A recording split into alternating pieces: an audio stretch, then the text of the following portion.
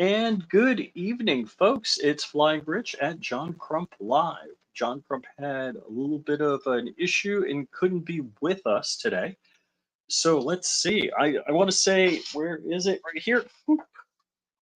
Thanks to Stuff and Thanks. They sent me out this shocker, which is very cool. And if you're watching me do rando unboxing stuff, yesterday I got some swag from Goon Tape. I got some patches, I got some tape.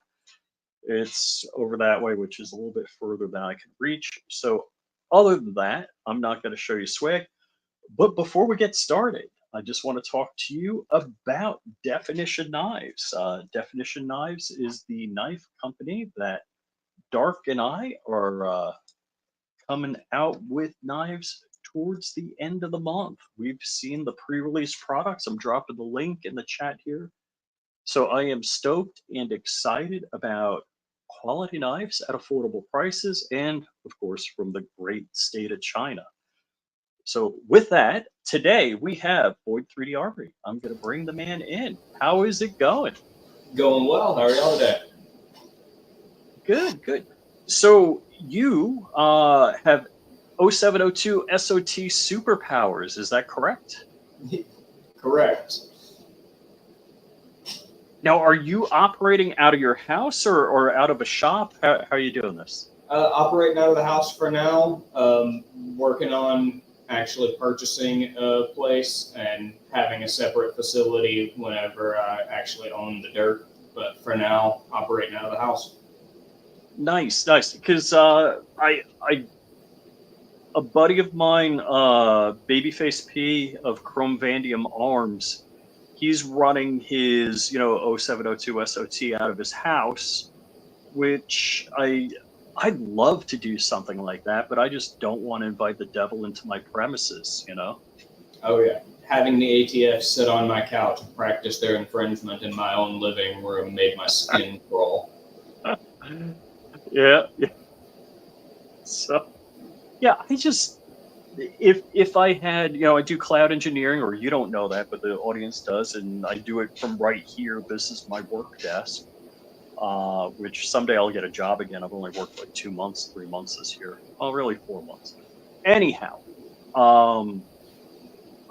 if I had like an office that I worked out of, yeah, I would throw a safe in the corner and, do my SOT work out of there. But yeah, I just don't want to do it at my house. And if I was like you said, the only way I'd do it is if I had plans to quickly move out into some sort of business, retail facility or whatever it would be. Yeah, I'm hoping to get moved by February. That's our current goal. Oh, cool, cool. So tell the people what you're doing, what your products are. We are making multi-caliber, multi-platform, carbon fiber, nylon, easy flow suppressors. They're not combat suppressors. If you're planning on carrying something into combat, this isn't what you want. However, for hunting, for home defense, these do excellent, and the price point on them is under $350 MSRP. So that puts, after you pay for your tax stamp, you're in a suppressor for the same price you'd be in a Glock. Mm-hmm. So how many rounds, first off, when I looked at your website, I saw rimfire. I'm like, all right, 22, that makes sense. You can 3D print a 22 suppressor. So moving from, 22s on up, how many rounds of 22 can you go through one of those suppressors and keep it working right? I've done I've got the 1022 is my host that I play with, and I've put the 25 round magazine through it, not just dumping, but, reasonable rate. And it does okay. It doesn't get misshapen or anything at that point. You go through much more than that at once, and it will start to deform. But just to be safe, we recommend no more than 5 rounds in 2 minutes. for it, just to give it enough time to keep cool, because they are made in nylon. And we do have the rimfire available right now. Like, you can go on our website and order it today. But next week, we are releasing the larger model, which will cover 9mm, 7.62 by 39, and 300 blackout. We have Very cool. 4 models of those, and we have 5 models of the rimfire that will be available. So, are there metal end caps? What's something like that made of?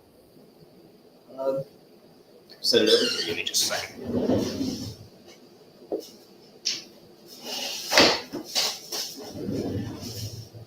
Okay, sorry.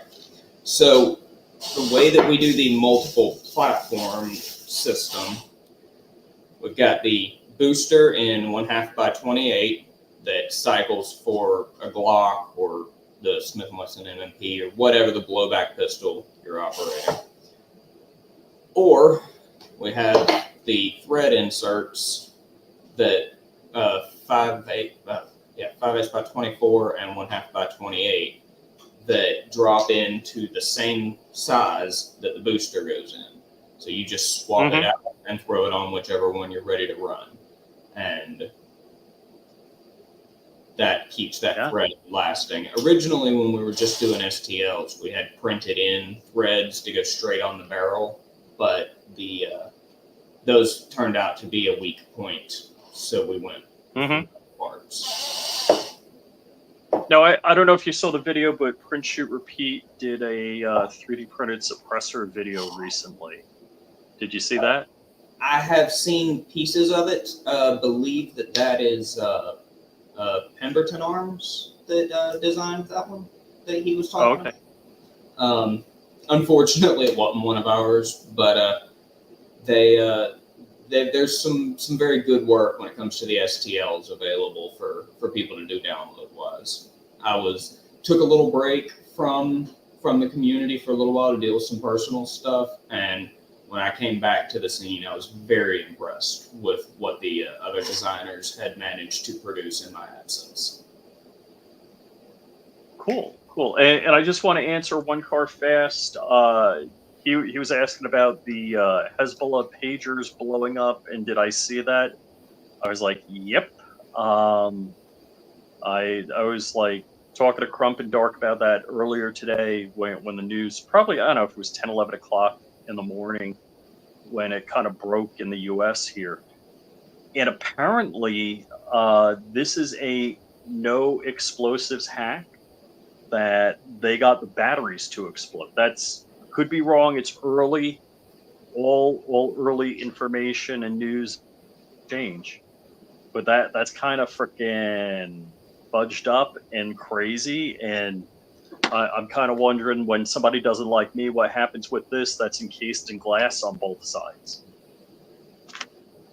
That could be, it's, it depending on who you're rooting for, and you might go, hell yeah, and then you're like, wait a second, this has a LiPo battery and encased in glass. It's like the perfect fragmentation grenade here.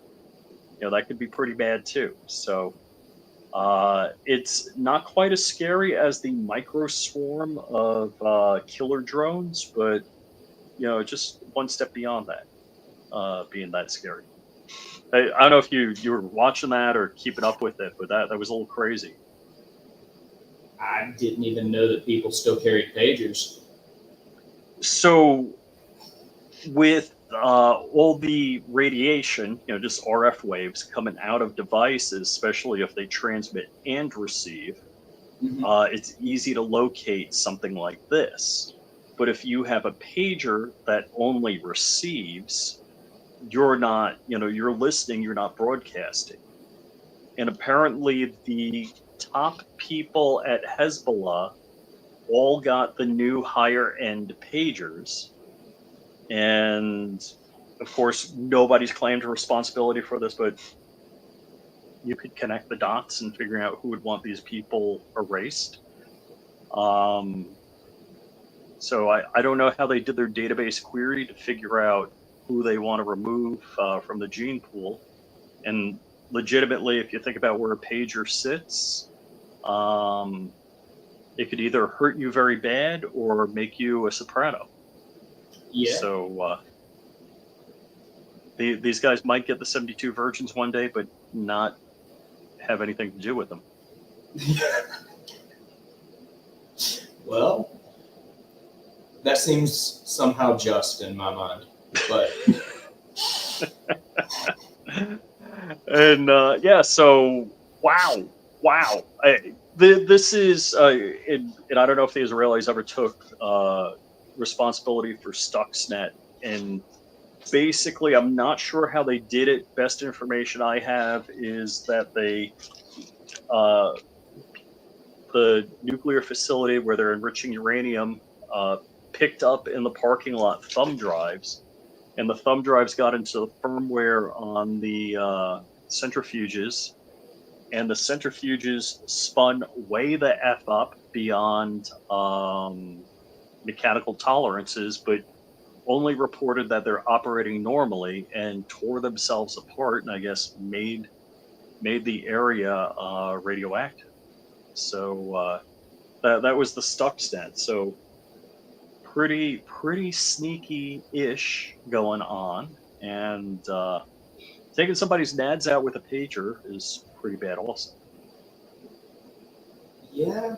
And the fruit of that also, and I'm sorry for getting way down a rabbit hole here, the fruit of that is not only you may have taken a number of these people out, but you may not have known who their identity was, but now that they're injured and in a hospital, you know who they are. So that's kind of a twofer. And okay, and Dark is steering me back. I'm betting Kurt24 texted Dark, said, Dark, get him back on topic. And so what made you get into 3D suppressors? I had been I've always kind of had an interest in the gun community, and I had been interested in suppressors, but then I was looking into different stuff in the 3D printing gun community and just didn't, I didn't have any real keen ideas that people weren't already doing. And then I was standing there washing dishes one day, and an idea just kind of busted me upside the head. And I was like, I can model that. And played with it in my head for a couple of hours. And then I sat down, and I was using a decrepit old PC at the time. So I'd have to give it a couple of commands and then go do something else and come back, because it was taking so long for it to process. But dude, tell me you're designing suppressors in Tinkercad. That's what I want to know. No, Fusion 360 for sure. Yeah. But that design kind of hit me, and I worked it up and started going back and forth with the guys at Black Lotus Coalition, and they helped me get some stuff tested. A couple of guys that already had the SOT squared away, and that's where it started, and it's just kind of built up to where we are now. Oh, look at Dark. He's interviewing you remotely. So Dark's like, what other CAD have you been into in the past? And what software are you using? So we know Fusion 360. Yeah, Fusion 360 now. Started out in Inventor. Okay. Which isn't Inventor owned by AutoCAD? It is, and they're pretty similar programs, but Fusion takes place largely online. Like, it uses a lot of internet connection. Inventor, you can download the whole software to your computer and then disconnect from the internet and work with it. And that's what I started out with, but that was primarily because I was living on a farm in Kentucky and didn't have internet service that was sufficient to run Fusion. So I forget what Tim Hoffman uses, if he uses Fusion but he has an installed version. I think, if I recall correctly, he said he ordered it and twisted their arm and made them send him out discs because Tim Hoffman's pretty much off the grid. Period. Yeah. They've got solar panels and batteries and farm animals and the whole shooting match. Nice. Eventually, But be a cool place to be. oh yeah. So one of the things now, I'm like uber geek. I do cloud engineering, so for me to like really tune an Ender 3 and do it either with Clipper or Octoprint and Spaghetti Detective is not so bad. But even like with the best tune on an Ender 3, it's still not even as good as a Bamboo on a bad day. I mean, that's... Oh yeah, for sure. I've got 3 Enders, 2 Ender 3s, and 1 Ender 5, and a Bamboo Lab Carbon X1. And since the day that I unpacked the Carbon X1, the Enders have not seen a single watt of electricity. Like, so, yeah, what happened is for me, I had 2 Ender 3s, I had an ANET A8, oh good. and I forget that was my Ender first was an A8, and good God, that thing was horrible. Yeah, but you can tune the F out. You could spend a good portion of your life making it a good printer, and then one day it'll break, and all that's gone. Yeah. I bought and returned. I forgot what it was. That was a deal. One of the Ender something. It never really kicked off. And then I was like, oh, the Ender 7, which is a Core XY, went on sale like stupid cheap, and I picked one up, which is kind of like the redheaded stepchild of Ender, because I don't think they've done an effing thing with that printer. Yeah, but there was a sale. I got 2 P1Ps, so I bought one.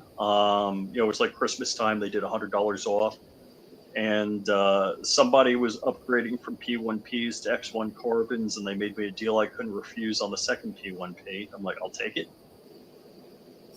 So I've got 2 P1Ps now, and dude, from unboxing, I did an unboxing. So from like cutting the first box open to plugging it in and printing is 20 minutes in a quality print. It's shocking. Yeah, like you can go straight into making receivers with the Bamboo Labs stuff, and it just does a perfectly usable part right away. Does the P1P do carbon fiber or nylon? So you got to replace the head with a hardened head. So the P1P, I don't know about the P1S, but the P1P just has like a brass or whatever chrome-plated brass head. Okay. But as long as you swap out the hardened steel nozzle, it'll run it. Yep. Yeah, I've printed an F-ton of carbon fiber nylon with my P1P, and I did buy an enclosure for it. I haven't put it on yet, and believe it or not, I don't know if you know Xander. Not directly, no. Kron, he goes by Xander or Kron. Anyhow, I'm telling. I don't know why. Like I had some really good carbon fiber nylon prints, and they were fine. And then all of a sudden, my carbon fiber nylon started printing like crap. Like the first few layers were good, and then it looked like truck bed liner. He's like, "Do you have an enclosure?" I'm like, "No, I've printed, I don't know how many things without an enclosure. It's fine."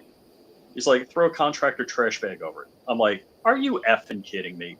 Legit. Contractor trash bag over the P1P, and you'll be printing perfect carbon fiber nylon."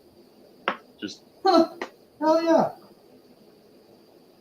I don't know if it's just a little warmth or a little draft or whatever, and boom, the thing works great with a bag over it. So do you do anything to your filament beforehand? Like, do you run a filament dryer or anything? Yeah. So Don't fix that, make it look pimply as crap all the way up if you don't dry it out. I don't have any scientific background on this, but one, if I pull the carbon fiber nylon out, and I've been using the Sane Smart carbon fiber nylon, if I pull the carbon fiber nylon out of the vacuum sealed bag with desiccant and throw it in the printer and try to print, it's like ass. Mhm. It seems like I've got to throw it in a dryer for more than 24 hours. And I print out of the Sunlu 2. And again, I don't have scientific evidence on this, but the Sunlu has heaters 360 degrees around. And I think it's the radiation, the radiant heat, that is best for it, because I've done it. I've got another 2 spool filament dryer, and it's just a heating element and a fan. And there's no radiant heat. And that does not seem to deliver a good dry filament into the printer. I ended up So, hacking some holes in an old food dehydrator and building a filament dryer that way. And it does pretty well, but yeah, it takes 12 to 24 hours after buying a new one. And I have used eSun and Polymaker and found that that is the case with both of them.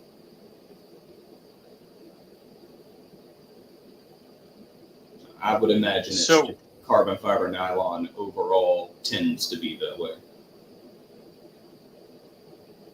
yeah, the radiant heat from the Sunlu 2 with the flat strips of heating elements top and bottom and a fan in it seems to do a really good job. So I'm that's what feeds my filth.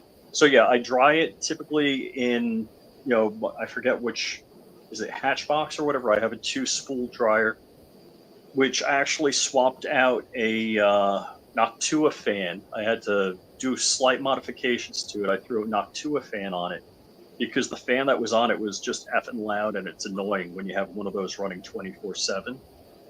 So I usually throw the filament in there with some desiccant, and then after 24 hours or so, I'll throw it in my Sunlu and then print, and that works best. So now, I guess the next question is with suppressors. It's a controlled, so it's not a 4473 go through, but you got to do, what is it, a Form 4 if you're transferring from an FFL to a person, right? I believe so, yes. Sometimes I get those mixed up. Now, Form 1 is to make your own. Right. Form 2 is what I have to send the ATF whenever I make them. And Form 3 and 4 get mixed up in my head, but one of them is the one to transfer to a person, an individual. So to do testing on a suppressor, that's got to be a real pain in the butt, unless everybody's an FFL and you just transfer them that way. For testing purposes, yes. Yeah. It has to be done between FFLs. That's pretty much the only feasible way to make it happen, at least in my experience. Gotcha. Yeah, because that's I gotta say that's one good reason to become an FFL. Then you don't have to, deal with all this BS. You could just, transfer it onto your books, and instead of, doing the tax stamp, waiting however long it is. I've heard differing wait times. I know Crump just had some suppressors in a trust come through in a couple of weeks, I think like 2 weeks. So that's been pretty good for him. One of the lawyers from GOA told a story. He was, at the gun shop. He was chit-chatting a little bit, and I think in under 45 minutes, he got approved to transfer it to himself, not a trust. So he's walking out the door. They're like, "Hey, don't leave yet." He's like, "Come get this. This is yours." So that's pretty freaking cool. So apparently what the ATF is doing is they've been getting barbecued over the long wait time. So the old paper applications still are taking an F ton of time, but they're able to tell everybody that they're doing better because they're approving sometimes within an hour usually under a couple of days, new applications. So by taking their long wait time and their almost immediate wait time and merging them together makes them look great. So that's the The scheme. the conspiracy theory that I heard on it was that they know that the NFA just can't hold up under Bruin. So they are pushing all the stuff through for any NFA items quicker now in an expectation to get our extra $200 of pop on these before that gets overturned. Oh They shoot! don't have to refund anything. Whether or not that's accurate, the actual reason they're doing it or not, I don't know. But I can definitely see where it's something that would happen with them doing it this way. Mm-hmm. Kind of a fun conspiracy theory. So the thing that's kind of messed up is it used to be as an individual you could build your own can, and they kind of catch 22 to everybody. They're like, well, if you have the parts to build it, those are suppressor parts. You're already in possession of an illegal suppressor. It's like, what? Yeah, there is no 80% on a suppressor apparently. Which and I was talking to I think Dark about this last night. It's like if I'm an honest citizen and I'm trying to comply with the law because I want to build my own suppressor for the same reason I want to build my own guns because it's cool. I want to learn something. It's kind of like I owned an AUG and I knew how to take it apart and clean it, but I really didn't understand everything thoroughly until I did the NILOG. And then all of a sudden, I'm like, I understand everything about that gun. And it's cool. I love learning things. I love, also it's like, hey man, I built that. Check that out. Yeah. That's always cool. That sense of accomplishment. Yeah, I wouldn't mind building a suppressor. I wouldn't mind, wonder if this design would work, like this baffle geometry or this configuration, and how does the air flow and do minor tweaks. I think that would be really exciting to do as a hobbyist. And believe it or not, in Florida, if you live on greater than an acre, and I have an acre and a quarter, and the rounds don't leave your property, you can shoot on your own property. And I actually have the anti-Karen going on. So my phone starts ringing, and when I'm shooting on my property, my neighbor's like, "You got to be out for a while? What are you shooting? You shooting anything cool? Can I come by?" And so Nice. it's kind of fun. But for the people that don't want to hear that, I wouldn't mind, suppressing everything I own. Just tax stamp wise, that'd be expensive. Yeah, unfortunately, tax stamp is what really kills it when it comes to all of this. Which, I mean, $200 on a $1,500 suppressor, if you're pursuing something that you can carry into combat, someone like Rugged or Hux Works that make an all metal suppressor, and it's perfectly fine. You can dump through that 4 or 5 magazines, no problem. Right. But, right. And if you're spending that kind of money, $200 for the stamp isn't a big deal. $200 for a stamp feels a whole lot heavier on a $175 rimfire suppressor. Right. So, for sure. It feels like it packs a little more punch for me than it probably does for other silencer manufacturers. So how do you decide, like, hey, I'm going to have this many baffles in a suppressor, or at what point you're like, nah, it's only a little quieter if I add one more, so let me just not do that? How do you figure that out? Playing with them back and forth, seeing what runs and doesn't, taking them out to the range, and just trial and error in large part.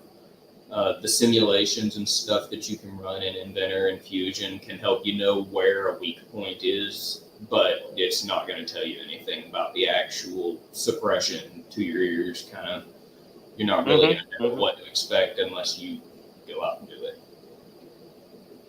Fortunately, I use the Pickens County, South Carolina range. It's a public open range, state funded, and they're super chill about the NFA stuff. They're like, if you're willing to bring it out here to the government-owned range, we pretty well assume you've got the paperwork. As long as nothing goes haywire, we don't need to see it.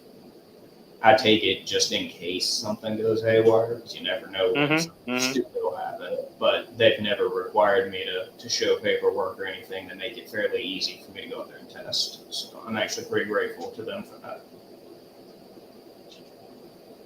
So for you to build a suppressor, a beta and alpha, and go out and test it, you just have to do was it a Form 1 or what form is it? I've got a Form 2, and I have to document it in my books. So even if it only exists for testing purposes, it still has to be documented, and then it gets noted as destroyed in testing instead of going to another FFL. Gotcha. So you don't have to pay anything; you just have to document. Correct. Okay. So one of the things we were talking about was like DIY suppressors. Do you think people can Form 1 a 3D printed suppressor now? Yeah, people have known of a handful of people that I sell the STLs for people to do Form 1 with them. And the cool thing about printing them out that way at home, which I've got a different model that I sell STLs for. Let's see. This one. So this one is available as an STL. It's the Hive series. And this is an upgraded version of the Whisper series, which was my original model, which is available as an STL as well. Both of those you can download. I think they're between $5 and $7 on my website right now. My assistant adjusts some of that every now and then, so I don't know 100% what the actual price is, but they're between $5 and $7 for the STL. And you have a roll of filament. The ATF cannot claim that roll of filament is suppressor parts until you make it suppressor parts. So would you be direct threading them, or would you have a thread adapter on that? The ones that are available as an STL are not set up to take the boosters like this. They take a 1/2 by 28. See if I can get that to where it can be seen on the camera. But it's a 1/2 by 28 thread adapter. Goes to I don't remember the outside pitch on that right offhand. I've got it written down in the README that comes with the files, and you can just order these on Amazon. They come a 2-pack for $10. And now, is that something they have to get from you, or is that like a commonly available part? These are on Amazon. Oh, okay. Basic ones, they're on Amazon for like $10 for a 2-pack. Oh, no way. If someone needed extra adapters for the big ones, for the 9mm 300 blackout and 7.62 by 39 models, they would need to order those from me, and I can also get extras of the boosters if someone needed one. And those are controlled parts, so you could just, hey, ship it to me. Yeah, I can send a booster to. You don't even need a background check for a booster. I can just slap that bitch in the mail. So now you got. Now, can I do an E-Form 1, or can I only e-file a Form 4? I believe you can e-file Form 1s. I haven't tried myself because I've got the FFL and SOT, so I don't need to. But it is my understanding that you can e-file Form 1. Oh, that's interesting. I got to look into that because that would be cool.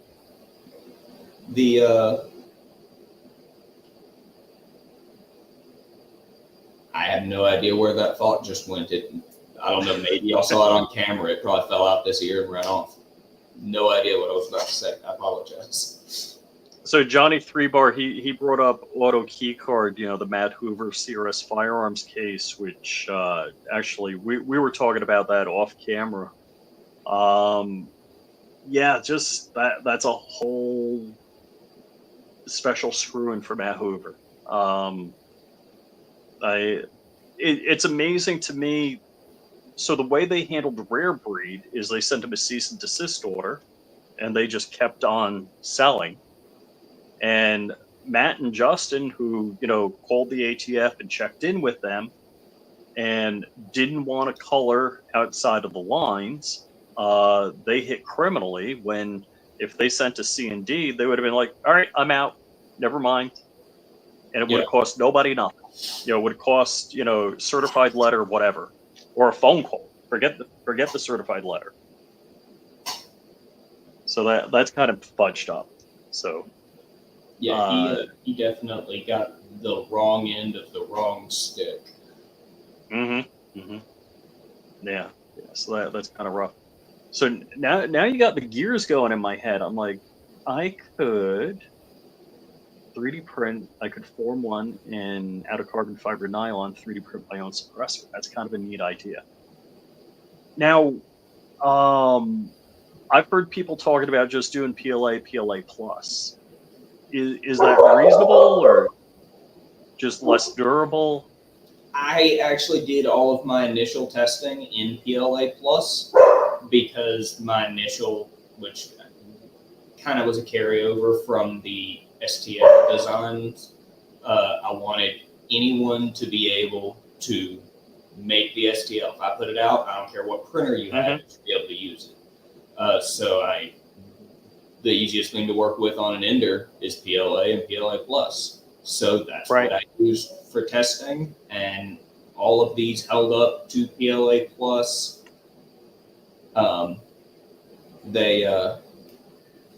They did okay with that, and I've also taken into account with these during the PLA Plus testing period that there could, in theory, be a time where someone, defending their home, or maybe some extra pigs come out of the woods or whatever when you're hunting, and you do need to exceed the round limit that we would typically encourage for these suppressors. So I also went through and intentionally pushed them past recommendation and forced them to fail, and specifically accounted for making sure that they fail safely away from the shooter and any debris or anything from them goes downrange. So that's interesting. When you're going through development of a suppressor, do you shoot it and then bandsaw it in half and make sure none of the baffles blow out? What do you do? I have a bore scope with the little nozzle on it that can change the angle you're looking at, and I run it through and see the damage on the inside that way. That actually was one of the best Amazon bin store finds I've ever had. That's kind of cool. I used to watch KB32 Coda Boy. He would get barrels in, and he would bore scope them, and you can see how the rifling was cut and how the gas port looks, and so I was like, that's kind of cool. That's neat to be able to look at stuff like that. And I do enough wrenching on my own cars that I probably could justify it. I think the one that I ended up, because I paid $5 for it at one of the Amazon return bin stores locally, but shoot, they're actually on, like, if you buy it from Amazon, I think they're like $45-50. They're really not nearly as expensive as I had previously expected. Oh, that's interesting. Yeah, I've seen that. I watch a lot of car channels on YouTube, and you see people, with their junkyard find or auction win, where they're bore scoping the cylinders and stuff like that. So, yeah, probably a reasonable thing to do. It's come in way more handy than I had thought it would.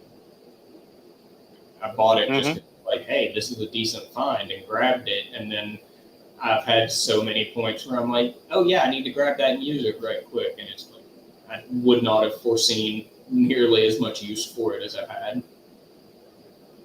Oh, very cool. Now, have you thought about any kind of coating, like post-processing the suppressor? Whether I don't know if you took like a light wash of plaster of Paris through it or something like that. Uh, have you thought about anything like that? We had some stuff whenever the Black Lotus Coalition was working with me on testing. They tried some different coatings on them and stuff to see how it affected performance. They had a layer of quick steel epoxy on the outside of a couple of them that did seem to help with the longevity of it, but it made the damn thing so heavy you could barely use it. Aha. So, Well, that's kind of like either a carbon fiber or fiberglass wrapping. Have you tried anything like that? I have not. We've got the carbon fiber nylon, but I haven't tried any kind of wrapping on them or anything. Mm-hmm. In large part, that is because my intent down the road, I've been in conversations with the manufacturer, the polymaker, and I'm looking at getting colored carbon fiber nylon, which Mm-hmm. will give me the ability to do the different skins and stuff that I've released previously. I can do those on the physical models in full color, and I can even do like commemorative, U.S. Army, U.S. Marine Corps, whatever, and do them in full color. So it'd be Oh, that's US cool. Marine Corps black silencer, but the Marine Corps logo is red and gold, and it's printed in. So there is no, oh, that's scraping off. If you scrape it off, you're scraping all the way through the wall of the suppressor. Uh-huh. Uh-huh. So Now, when you talk to manufacturers, you tell them what you're doing, and do they care? I've been upfront with everyone I've talked to so far, and granted, there have been a couple of manufacturers that just didn't get back to me. So, like eSun, I didn't hear back from. They never gave me anything else to work with. But Polymaker got back to me. I explained what I'm doing and what I was looking for, and they didn't seem to have any issue with it. They were ready to work. It's just I got to be able to order at 500 rolls of filament at a time. Yeah. I gotta get a few of these moving before I can do that. And it's funny. Is that China also, or where is that from? Polymaker is, I believe they are in China. Yeah, because so with the knife company, Dark and I, we're looking at branching out into some newer designs. We got our first drop and 5 different knives coming towards the end of the month, and we're already working way into the future on new designs. They're like, yeah, if you're gonna want that, we'll do it, but the order has to be 500. I'm like, oh crap, that's a chunk of change. Yeah, 500 to 1,000 is pretty common when you start dealing with any of the Chinese manufacturers, as far as I know. Yep. Yeah. So that's we got to build up. We got to have a couple of good batches and some money in the bank before we start going into that. But I'm pretty excited. I'm like crossing my fingers that we get there. So, do you see any other products you're doing? Larger bore suppressors. Originally, it was 22 rimfire type stuff, and you're moving into some bigger ones. Are any other products in the future? So in the Whisper series, that's the first series that I had come out with, I did get a very good functional 223 model in that set. So it can be done in the print at home deal. But I have not gotten one that will do that I'm confident producing and actually putting out as a physical model like this that matches these. The other one that I did, it was bulky and it worked, but it was big, it was heavy. Now that these are ready to roll, I'm gonna start working on the higher pressure line, which will be 308, 556, 762 by 54. Want it to be able to fit all right. So now you're you're talking about a subsonic load on something like a 762 by 54, or what are you talking about? I would prefer it to be able to handle the entire load, like a full supersonic round. The 300 blackout, that the 9mm cans are 9mm 762 by 39 and 300 blackout, and I've done all that testing with supersonic rounds. Mm-hmm. Mm-hmm. It handles it okay, pretty well, but it doesn't handle 223, which is the same pressure at the cartridge. But when dealing with the suppressor and what it will and won't hold up to, there's a direct correlation between the pressure and then the size of the projectile. So even though it'll hold up to that with the 300 blackout, you're dealing with a 30 caliber projectile instead of a 22 caliber projectile, and it just does not tolerate the smaller bore at that pressure right now. But as I get those built up, that should be able to be mitigated down, and I'll have a 223 model hopefully fairly soon, within the next 6 months. No, very cool. Now, a lot of mainstream suppressor companies are metal 3D printing their cans. Any of that in your future, or is that machinery still outside your reach? That machinery is outside my reach at this point, but I would love to get into that eventually.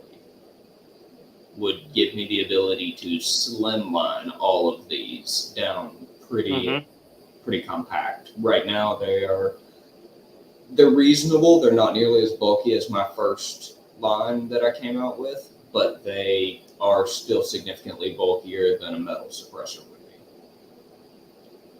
Gotcha. So,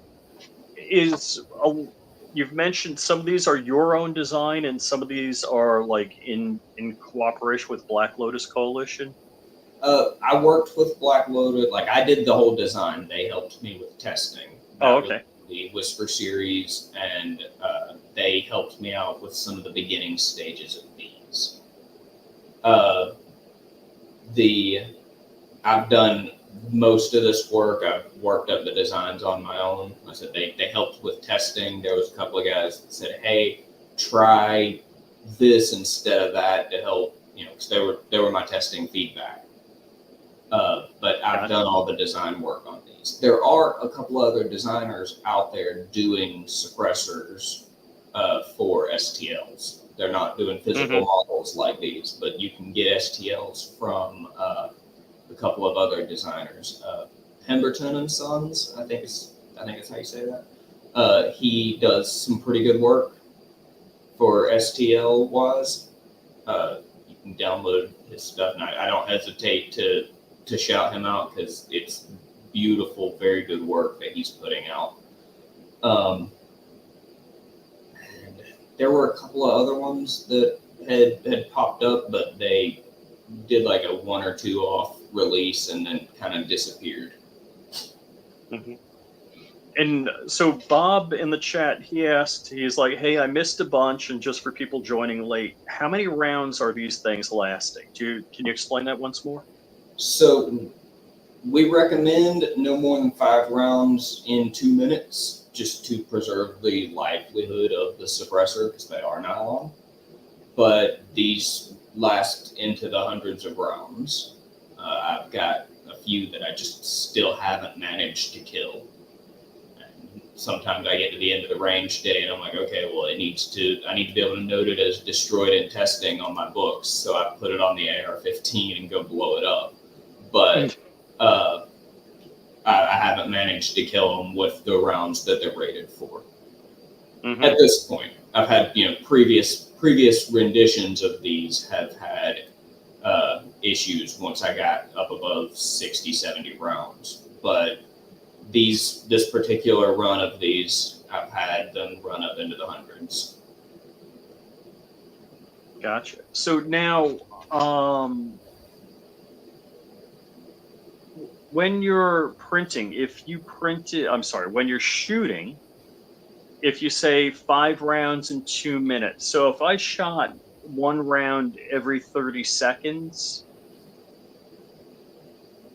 would Well, that tends to give it a little bit of time to cool down between each round. so would I be able to shoot 10, 20, 30 rounds if I shot 1 round every 30 seconds? Yeah. Yes. Oh, And okay. the carbon fiber nylon absorbs the heat and disperses it really, really well. Much better than the PLA did, actually. Now, there's different industries and products and stuff like that. I don't know if there's any filament out there with metal flake in that. Would that help with transmitting the heat? There are a few. They use them. They're heavily infused with metal, and then they print off and then send them off to a sintering machine and have it basically forged. I Okay. looked into doing that with these, but with it centered like that, it acts more like cast iron than forged steel. And with the brittleness that cast iron shows, it just didn't seem wise to me. Gotcha. Makes sense. The carbon fiber being infused seems to give more to the strength than the metal would. I would be interested if I could get someone to do an aluminum infused and carbon fiber infused nylon, because aluminum disperses temperature extremely well, and then you would have the strength from the carbon fiber and the nylon. But I have not had anyone willing to do that. Polymaker was like, no, we can't help you with that right now. They did say they were going to make note of it for the future, but so far they have not told me that they're going to take me up on that. Gotcha. That's really interesting. So I'm still like a little blown away by the idea of like Form wanting my own can. I'm like I'm digging that, because it's such a. I believe I always want to pop up and come across the screen here. Someone had said that they had done a E-Form 1 and gotten it. Yep, there it is. Razor JB. So I'm not sure what he did, whether he 3D printed it or whether he machined it out of parts or what he did. But so he did Form 1. I'm assuming the ATF, just like they hated polymer 80s, they wanted to get away from the solvent traps, and didn't want to go through that process, or didn't want people. And here's the whole thing, which kind of blows my mind. If me as honest Joe citizen wants to do the paperwork on a can, let me. It's like I'm self-doxing, right? Here I am. I made a suppressor, Right. It's not like you're being underhanded about anything at all. But they love to pick on the people that are trying to be law-abiding citizens. Otherwise, it wouldn't be a thing where people like Matt Hoover are sitting in prison, and yet you've got the sheriff in New York going, oh yeah, we have people that are doing shootings, and we see 30 to 60% of them get arrested week to week, and they're known criminals, but they keep getting released. Yeah. So they Matt love Hoover, the law-abiding people. Yeah, Matt Hoover, one of the nicest guys I know. I've been blown away by him. Like, I barely knew him, and he was like, hey man, I looked at your last video. He's like, change the title to this, use this thumbnail. I made you a thumbnail, just upload it. Tell me how the performance goes after that. I'm like, holy cow, just wonderful guy. Like, he's one of those guys that I think college was a waste of time largely for me. But I think him going to college, because his brain and the analytics in his brain are off the charts. He is like, he would tell me like, okay, use this color type for your title on your thumbnail, this color background, that's what's trending on YouTube. Like, he would analyze the stuff, figure it out, and really make it actionable. Just brilliant guy. that's impressive. I would say that probably also has to do with which college he went to, because the colleges that I went to, I think they put it best on Futurama, actually. 21st century colleges are actually just expensive daycare centers. Yep, yep, yeah. I mean, I just went to community college, but for computer science, but that's a whole other story, and I don't want to go down that rabbit hole. So Yeah. I'm like, we've talked about cans. You're an 0702 SOT.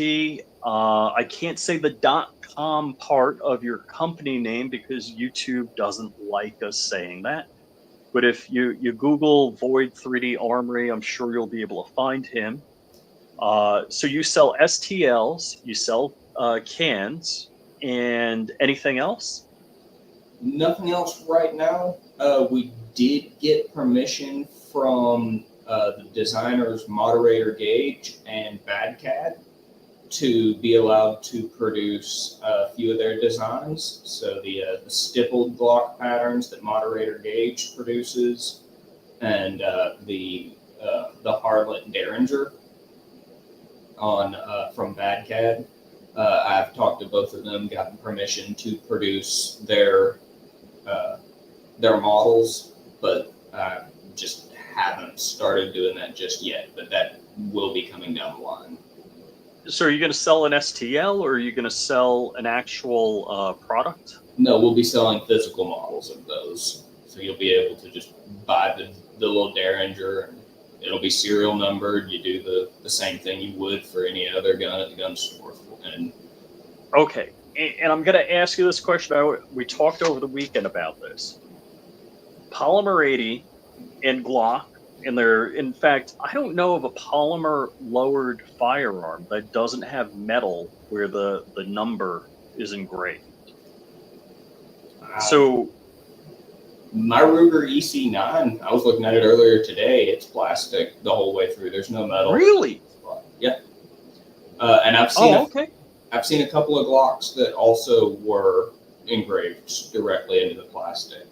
I think they were actually made from kit, but it was directly engraved into the plastic. Because when I've been talking to people in the industry about building something serialized, and they're like, yeah, you got to put a slice of metal in it and then we'll engrave it. Yeah. No, this, see if I can get it to show up here. It's just engraved in the directly in the can. It's not actually even engraved. It's embossed into the side, and it's made into the model. That's pretty cool. I showed the ATF agents very clearly what I was doing. I said, "Is this good, or do I need to make it so that I, rivet in a spot to put a serial number? Or did I need to engrave this part instead? Because these are the only metal part that I have on them." They said that the way they preferred, considering the way I was making it, was engrave it like I have, or emboss it into the can. Gotcha. Now, have you made any post samples? Any what? Post samples. So any full auto firearms? No, none yet. I mean, it's covered under my SOT. I believe I can, but I haven't. I did have a 1022 that I made that turned itself into full auto, but it wasn't supposed to be. Oh gosh, yeah. There's a number of stories about accidental FA discharge. Yep. Unintentional accidental. Let me just say it that way. I know a couple of stories like that. Yeah, it ended up being a pin that I had put into the stuff wrong. It had just popped loose in the trigger pack, and it laid down about 20 rounds real quick. They told me, because the range that I use, like I said, I usually use the Pickens County range, and they've got no rapid fire out there, and it did that. They came over and talked to me a little bit. They're like, yeah, you need to not use that one anymore till you get it rebuilt. I'm like, that's not a problem. Yeah, I guess a lot of ranges. It's funny. Back when I didn't know what a bump stock was, a range by me, they're like, yeah, no rapid fire unless you have a bump stock. I'm like, what? What the hell's that? So apparently their concern was, the firearm getting out of control, and their reasoning was with a bump stock, at least you're holding on to it. I mean, yeah, whatever. It can be pretty difficult to keep full auto on target, especially with something like an M4, which is something people tend to make full auto with stuff like the Yankee Boogle and other little tools like that.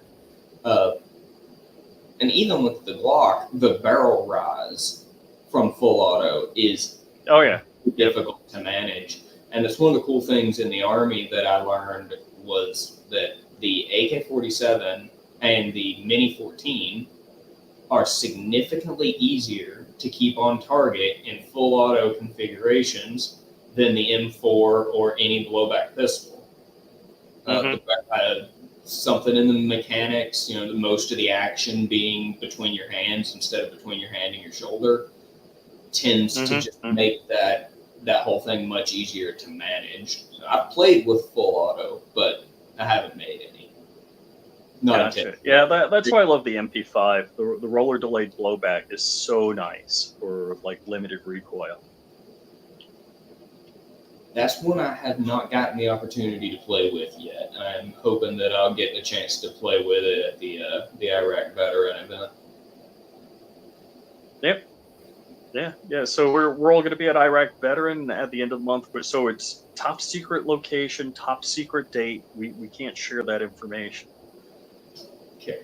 So that'll be cool. I mean, that's always a fun event. Like Dark is going to be there. I'm going to be riding up with Walt from Safety Harbor Firearms, who makes the 50 BMG behind me, and Shooting Gallery New England. Kyle from Anderson Manufacturing is going to be there, so the Anderson crew is going to be there. And actually, I can't touch it, otherwise I'd show it. But my frag out Anderson, I was going to bring also. Nice. So it's going to be a cool, fun time. So let's close out. We're just a little bit over an hour. You can find our guest at Void 3 Armory. We can't tell you the rest of the domain, but you can figure that out. Any closing words?